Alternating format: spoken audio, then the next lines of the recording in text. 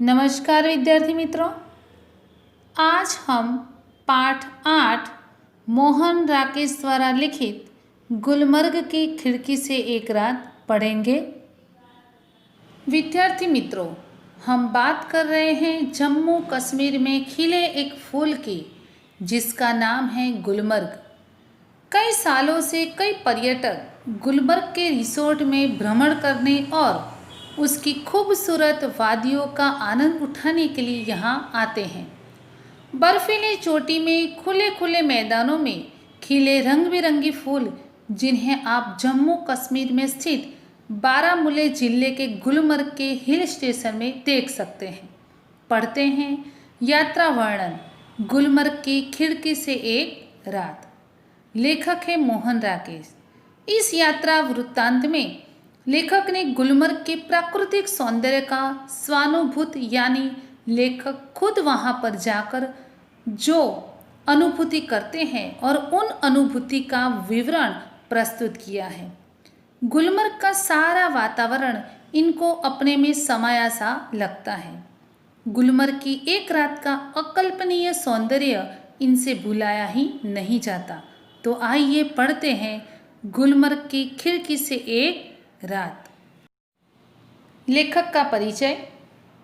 मोहन राकेश का जन्म जालंधर पंजाब में हुआ था। इनके पिता व्यवसाय से वकील थे, परंतु उनकी साहित्य में बहुत रुचि थी। अतः राकेश को बचपन से ही घर में पर्याप्त साहित्यिक वातावरण प्राप्त हुआ।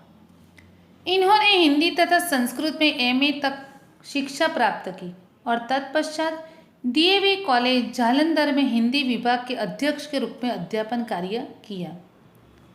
कुछ समय तक इन्होंने सारिका कहानी पत्रिका का सफल संपादन किया और बाद में स्वतंत्र लेखन करते रहे।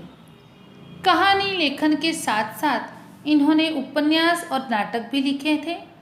इनकी प्रमुख रचनाओं में इंसान के खंडहर, नए बादल, एक और आदमी आदि कहानी संग्रह तथा अंधेरे बंद कमरे, न आने वाला कल प्रसिद्ध उपन्यास है। आषाढ़ का एक दिन, आधे अधूरे तथा लहरों के राजहंस इनके प्रसिद्ध नाटक है। मोहन राकेश मूलतः एक सफल कहानीकार तथा नाटककार है। गुलमर्ग की खिड़की से एक रात परिवेश से लिया गया है। इस यात्रा वृत्तांत में लेखक ने गुलमर्ग के प्राकृतिक सौंदर्य का स्वानुभूत विवरण प्रस्तुत किया है। कुछ जगहें होती हैं जिन्हें आँख एक बार देखती है तो चौंक उठती है, फिर धीरे धीरे परिचित होकर उदासीन हो जाती है। गुलमर्ग ऐसी जगह नहीं है। मैं जब पहली बार गुलमर्ग गया तो मुझे वहाँ कुछ भी असाधारण नहीं लगा। एक खुला सपाट मैदान, देवदारों के घने झुरमुट और बस। तब मैं घंटे भर में सारा गुलमर्ग देख आया था। मगर बाद में महीनों वहाँ रहने पर एहसास हुआ कि पहली बार तो क्या, बाद में भी कभी उस स्थान को पूरा नहीं देख पाया। उसे पूरा कभी देखा ही नहीं जा सकता। शायद यही कारण है कि गुलमर्ग में रहकर वहाँ के साथ व्यक्ति की आत्मीयता धीरे धीरे इतनी गहरी हो जाती है कि वह अपने को भी उस सपाट मैदान के एक हिस्से के रूप में ही देखने लगता है। कांपती तितलियों, उड़ते बादलों और बर्फ से चमकती पहाड़ियों की तरह। दूसरी ओर वह पूरा विस्तार जिसमें वह स्वयं भी रहता है, उसे अपने में समाया सा लगता है।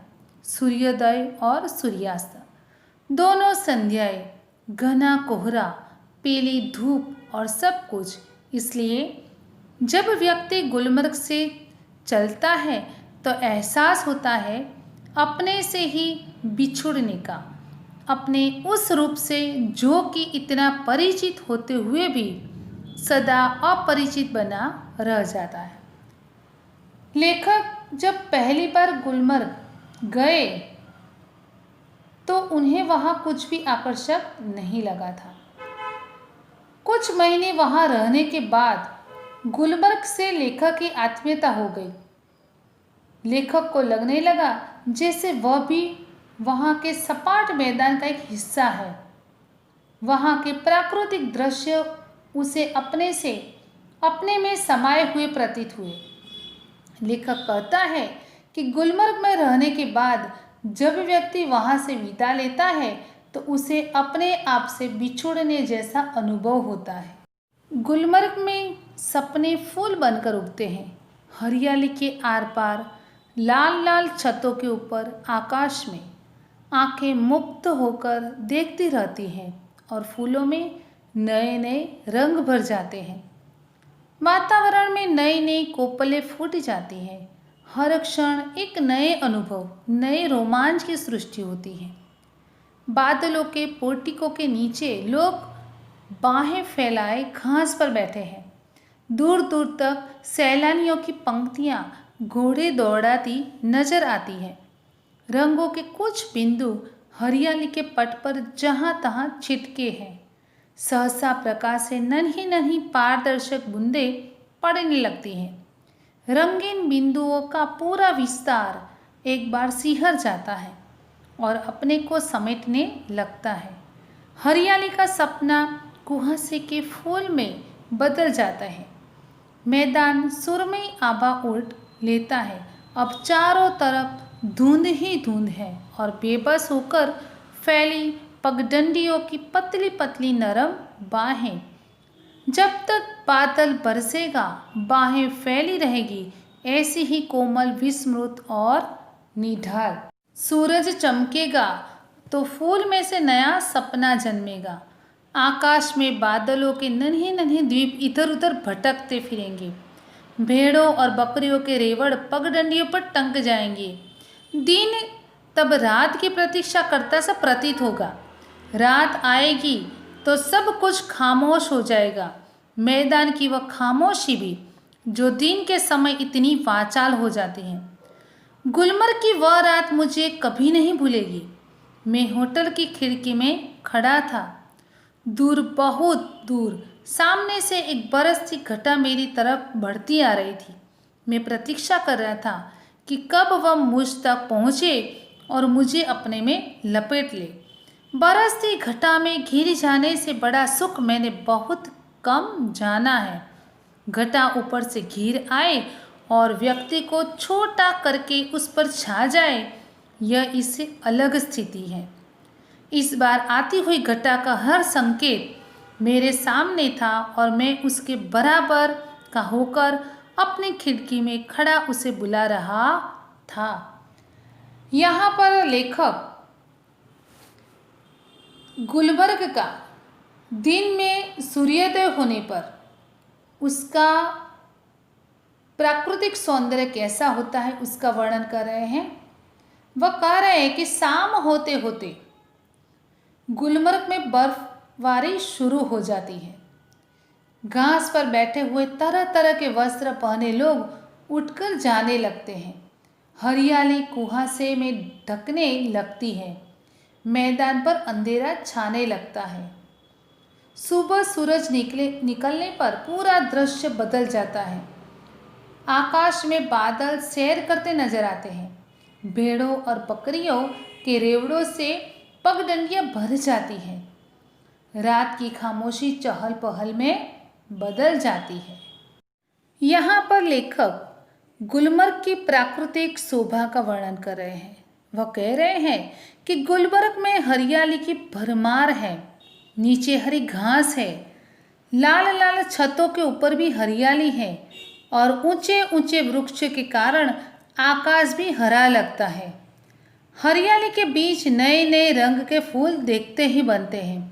हर क्षण एक नया अनुभव होता है और नए रोमांच की सृष्टि होती है। लोग हरी भरी घास पर बैठने का आनंद लेते हैं। सैलानी घुड़सवारी का मजा लेते हैं। तुझसे कमज़ोर नहीं हूँ, हवा तेज थी मगर घटा तेजी से नहीं बढ़ रही थी। हालांकि तूफान बहुत उठा हुआ था। बार बार जोर की गरज होती थी जिससे धरती और आकाश की सिराएं कांप जाती थी। बार बार सामने के चित्रपट पर बिजली कौंधती थी और प्रकाश का वह भयानक विस्फोट हर चीज को नंगा कर जाता था। मैं खुश था कि थोड़ी देर में ये बूंदें मेरे ऊपर बरसेगी, बिजलियों का यह कहर मेरे ऊपर टूटेगा। मैं बाहें फैलाकर सामने से उसे अपने ऊपर लेने के लिए तैयार था। यहाँ पर लेखक एक रात का अविस्मरणीय अनुभव करते हैं कि एक रात लेखक अपने होटल की खिड़की में खड़ा था। दूर सामने से एक बरसती घटा उसकी ओर बढ़ती आ रही थी। लेखक चाहता था कि वह घटा उस तक पहुंचकर उसे अपने में लपेट ले। हवा तूफानी थी और बादलों की गर्जना के साथ बिजली भी चमक रही थी। लेखक बरसती घटा का आनंद लेना चाहता था, लेकिन तूफान रुक गया और लेखक की इच्छा पूरी न हो पाई। मगर अचानक हवा रुक गई। बढ़ता हुआ तूफान जहाँ कहाँ ठिठक गया और दूर ही पर कटे पक्षी की तरह दम तोड़ने लगा। बिजली की सांस रुकने लगी और मेरी भी, क्योंकि हवा के रुक जाने से मुझे भी बहुत ऊंचे आसमान से नीचे आना पड़ा था। तूफान का जोम उतर गया और उसके साथ ही मेरा भी। मैं उसके बराबर का कभी नहीं हो सका। वे ऐसे क्षण थे जो जीवन में दो एक बार ही आते हैं। गुलमर्ग में रहते हुए ऐसे क्षण हर किसी के जीवन में किसी न किसी रूप में अवश्य आते होंगे। तभी तो मुद्दत तक वहाँ रह चुकने पर भी कोई आकर्षण व्यक्ति को फिर खींचकर वहाँ ले जाता है। वरना वहाँ है क्या? एक खुला सपाट मैदान जहाँ ज्यादा गोल्फ खेली जा सकती हो। व्यक्ति क्यों बार बार वहाँ जाना चाहता है? क्या गोल्फ खेलने के लिए ही? लेखक कहता है कि गुलमर्ग का कोई न कोई आकर्षण लोगों को वहाँ खींच लाता है।